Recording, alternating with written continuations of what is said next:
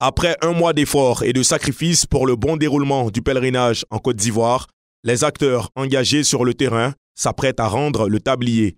Avant un éventuel repos, l'heure est tout d'abord au bilan. Le premier à se prêter à ces examens est le responsable de la commission gestion départ et retour, le centre névralgique du Hadj. Moumine Djebré fait le point des opérations de ce qu'il appelle affectueusement le guichet unique du pèlerin. Il y a eu 6007 pèlerins qui sont bel et bien entrés au niveau des pèlerins étatiques, par la grâce d'Allah. Et la plupart des pèlerins également ont récupéré les valises et les emblemes surtout.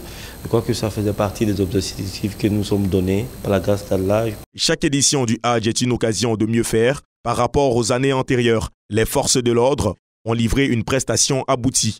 La communication a été la clé de voûte, selon le lieutenant Konaté.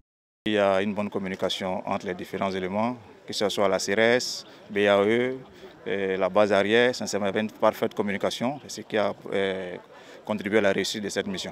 Avec la forte chaleur observée cette année du côté de l'Arabie Saoudite, les pèlerins ont dû s'employer pour accomplir les différents rites.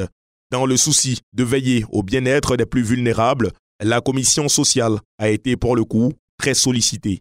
Elles n'étaient pas exposées vraiment à la chaleur. Ce sont des personnes qui ont la chance d'avoir la mosquée au sein de l'hôtel où elles habitent. Et donc ça a facilité les prières dans l'intérieur, en interne. Ça ne leur a pas permis d'aller vraiment plusieurs fois au haram. Sur la bonne dynamique des autres entités, la commission hébergement n'a pas failli à sa mission d'assurer un cadre de vie sain et sécurisé à nos pèlerins. Dans l'ensemble, quand on regarde la phase aller, la distribution des tickets de prélogement qui s'est bien déroulée. Donc là-bas, les échos que nous avons eus à la Mecque, je pense que les pèlerins même peuvent témoigner, tout le monde a été logé. C'est un bilan satisfaisant qu'a dressé ces différents acteurs impliqués dans la réussite de ce Hadj 2024. Le ministère de tutelle et les autres organes concernés auront-ils la même lecture? Rendez-vous dans les semaines à venir pour la grande évaluation qui débouchera sans doute sur de meilleures perspectives.